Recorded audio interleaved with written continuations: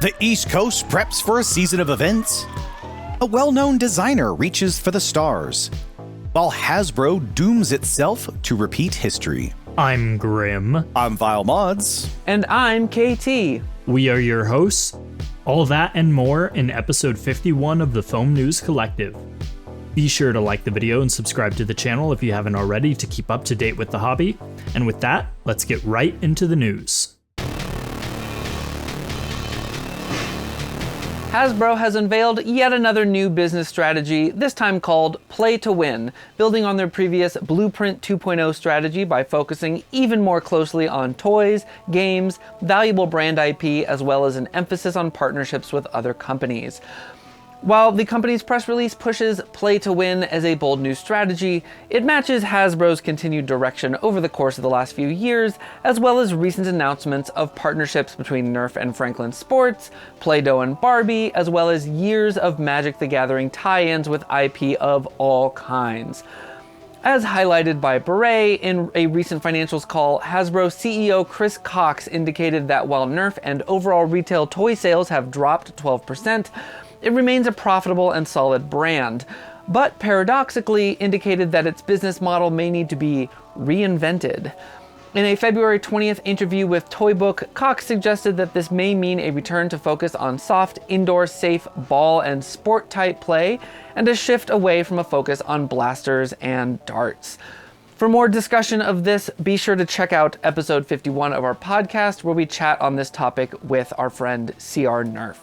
Just when you thought Elite was dead, it looks like Nerf Glow Strike is back. That's right, the Star Wars Stormtrooper Triple Strike has been spotted both in Walmart stores and their website for $30.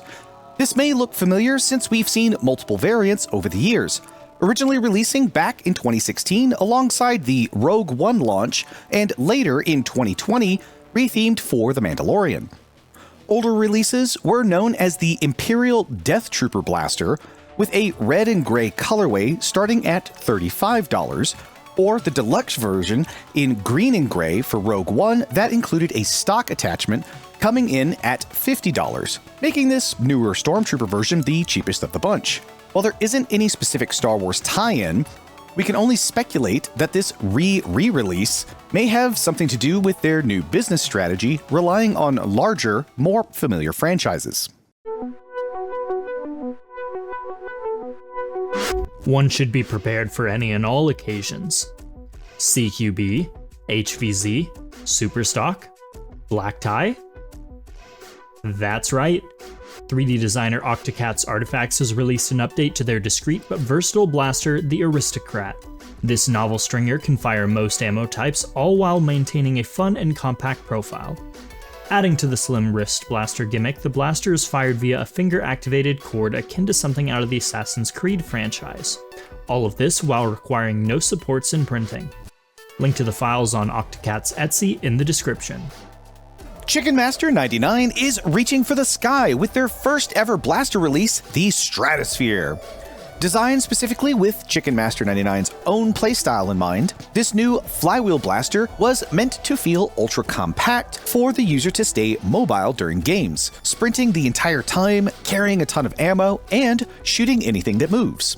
It's also jam-packed with a ton of features and options like adjustable mag release, support for Gonk P-Car variants, and even a trigger with adjustable pre-travel and over-travel, allowing you to really fine-tune the feel to your liking. With multiple cage offerings, you can also tune the blaster for HVZ all the way up to 200 FPS for tournament-level play. For a more complete list of all that this blaster has to offer, as well as everyone that helped with the build, be sure to check out Chicken Master 99's printable page linked in the description. The Venom Pro has solidified itself as a go-to flywheel sidearm for many, in turn leading to much support from the hobby at large. Printable's creator UrielX has created a 60mm Fidlock bar adapter for the Venom Pro, allowing it to be holstered in any compatible Fidlock system. Please note that the adapter does require the Red Cowl's Picatinny attachment mount for the adapter to attach to the blaster. For more information and files, links in the description. A new and unique flywheeler design has emerged, the first blaster from designer Hypersurface Studio. This dual-stage select-fire Arduino-controlled half-dart blaster is described as all the parts typically found in a Strife packed into a tight package.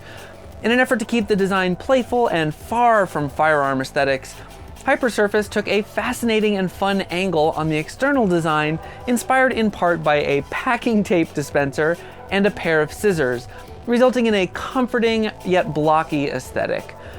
The blaster also features a reciprocating slide for extra fun. Although pictured with exposed motors and flywheels, optional covers for both sides are available. While the designer hopes to find a vendor for hardware kits and possibly prints, files, Arduino code, and a step-by-step assembly guide with a bill of materials are currently available for free on Printables and GitHub. Links in description. Not wasting any time since the Fury X's release, a large pack of parts has been released by 3D designer XFox Games. From simple upgrade parts to full kits, they've been busy. Starting at the front end, we have 4 barrel replacements, 2 collet variants, 1 for swapping barrels, and 1 that allows you to keep the stock barrel while adding an in-strike barrel lug to the front. Speaking of in-strike, they've also taken up the back end with an in-strike stock attachment point that uniquely attaches to a T-pole and raised rail, rather than the Magwell referred to as the T-pole Prime Max Kit. This comes alongside more traditional in-strike and buffer tube stock attachments, and an option for the T-pole on its own that also features a raised rail. To close up this Furious XFox X-Shot extravaganza, we also have 3 kits, mostly combinations of the above parts. The SMG kit includes a raised pick rail, either in-strike or buffer tube stock adapter, a front muzzle, and a foregrip. The 2 remaining kits will make your Fury X into a pump-action Springer. Both kits include a raised pick rail, stock attachment in either in-strike or buffer tube variety, the pump kit itself with a front grip and a muzzle. Where these 2 kits differ, however, is in barrel choice. One is compatible with the stock barrel, while the other kit adds in a collet system that requires an aftermarket barrel. Links as always in the description. HingYIP Industries has released a new pack of designs for blasters based around what he is calling his Type B Wolves Core. The primary is a full auto half-dart flywheeler named Hildolfr 737, named after one of Odin's sons. The name translates to Warwolf. With Worker Hurricane wheels, it hits around 130 FPS. HingYIP has also released an underslung master key designed specifically to pair with Hildolfr, called the Greedy Wolf. This launcher uses surgical tubing to fire Mega XL or clusters of Rival, and is also compatible with Genco MegaWorks Bungee Max shells. The Greedy Wolf can also be set up as a standalone launcher with its own ladder-type sights and a folding stock. Files for both blasters are available on Etsy. HingYIP intends to add to this ecosystem in the future, promising a multi-stage option for the Hildolfr, cosmetic parts, and more, so keep your ears perked up. Here they come. Diamond Dogs have joined latest bolt-action blaster party with a new offering, the Puppy 98K. This 3D printed, top-loading, clip-fed blaster has LARP-appropriate realistic geometry and comes complete with a larger stock and even a small bayonet. More impressive is the claimed 245 FPS velocities on M416 Gel Blaster's website, making this no slouch on the battlefield. The listing also states that it can be mounted with a B car, although the impact of that on FPS isn't clear. The blaster is available in solid green, brown, or white, coming in at 130 United States dollars. They are print to order, taking up to 2 weeks before shipping, in addition to some required assembly upon arrival. Mark your calendars and visit the website because registration for Survival Fest 2025 is officially open. From May 30th to June 1st, join them for The Shadow of Athens with a Midwest horror theme. In reprisal from last year's Survival Fest, they are bringing back their Blaster Beauty Pageant, perfect for showing off your carefully crafted builds. Additionally, rules are now publicly available to look through for preparation for the event. For links to the rules, pageant entry, and registration, follow the links in the description. North Shore Nerf War 5 is coming up the weekend of April 11th to the 13th at Camp Dennison in Georgetown, Massachusetts. The event kicks off Friday night with the Designers Showcase, an opportunity to hang out with makers, vendors, and fellow Nerfers. followed by a full day event with multiple rounds of PvP on Saturday, then finishing the weekend with a Flag Dash 5v5 tournament on Sunday. There is a $20 registration fee for each day and $100 per team competing in the 5v5 tournament. Only one cabin is still available at the time of recording, but there is plenty of tent sites available for those that don't mind the outdoors. Links for more info and registration will be down in the description. General Strife has found images of the previously leaked in-series blaster named Double Impact, which appears to be a pump prime front-loaded 2-shot Smart AR Springer blaster similar to the Ward, but with a stock. The mighty Danpistol, known for packing a lot of efficiency in a small space, just wasn't enough for 3D modeler Flibby404, who remixed it into the Dandcannon, a modification of the original design with twice the draw length. Built with most the same parts as the Danpistol plus a few Caliburn bits, the creator warns that this design still has some testing left to do and has included a variety of alternative parts. As we discussed in podcast episode 50, Sub-Zero Blaster Battle is sold out for the in-person attendance, but if you're watching this on release day, you can still get in on the raffle. Donate for a good cause and give yourself a shot to win some fabulous prizes during the raffle drawing at 10:45 p.m. EST on Saturday, March 1st. Printable's designer Corvus has designed a barrel insert allowing a wide variety of blasters to fire a Mega Dart. The insert fits into metal barrels, and even some stock blasters like the X-Shot Microshot 2, provided the AR and Dart post are removed. Maryland Mayhem has released their official HVZ rulebook for 2025 along with a list of zombie buffs for this year's game. Not too much has changed, but if you're interested in heading to the event or just curious how this large game is run, be sure to give it a good read so you don't get lost in space. Printable's creator, ThePixelatedCat, has made a remix of ShoelessHistorian's Swoopy angled foregrip. This short version is designed to fit on blasters with smaller rails of only 3 to 4 grooves. Silly Butts has created an adapter sleeve for the now popular 40 Max platform. The adapter sleeve allows you to attach a Silly shell to a 40 Max base, allowing you to swap the ammo types of your 40 Max shells without needing to print more 40 Max barrels. This episode, my crosshairs are dialed in on this Hammer Prime Dauntless mod by Dogs on Mars.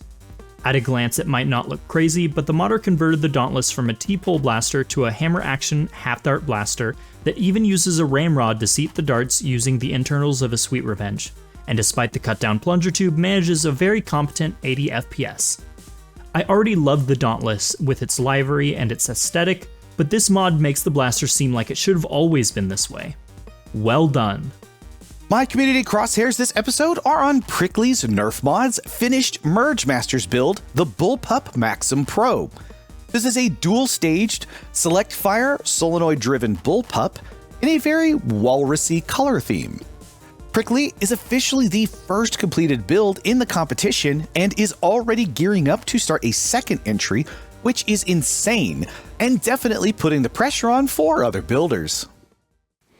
And that's it for the news. Thank you so much for keeping up to date on the hobby with us. Be sure to like this video, subscribe to the channel, and let us know what you think down in the comments. It really does help us grow. Don't miss this week's podcast with our dear friend Bill of CR Nerf, where we chat about the future of Hasbro, the importance of community, and much more. Thank you so much, all of our contributors, all of our Ko-Fi supporters, and of course, you for watching the video and telling your friends. If you'd like to support us more, consider checking out our merch store or checking out the Ko-Fi yourself, where you can subscribe for some fun perks. And we will see you in 2 weeks with another episode. But first, the news. And I'm KT of Family Foam Sport. I don't say that anymore. North Shore Nerf War 5 is coming up. As well as Reason's announcement. Do I want something for Hasbro? Ooh, let's put this out. If anyone wants to buy a copy of Nerf Pool, hit me up. It's mostly complete. April 11th to the 13th at Cap Denison? Cap Denison. Hey, Cap! Woo! All right, we're already off to a great start. Half-dart flywheeler named Hildolfr. Needed to look at that ahead of time.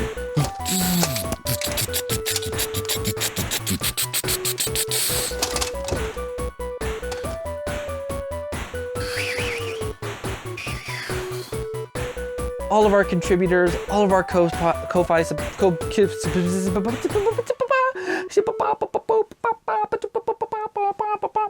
2 weeks with another episode. Bleh.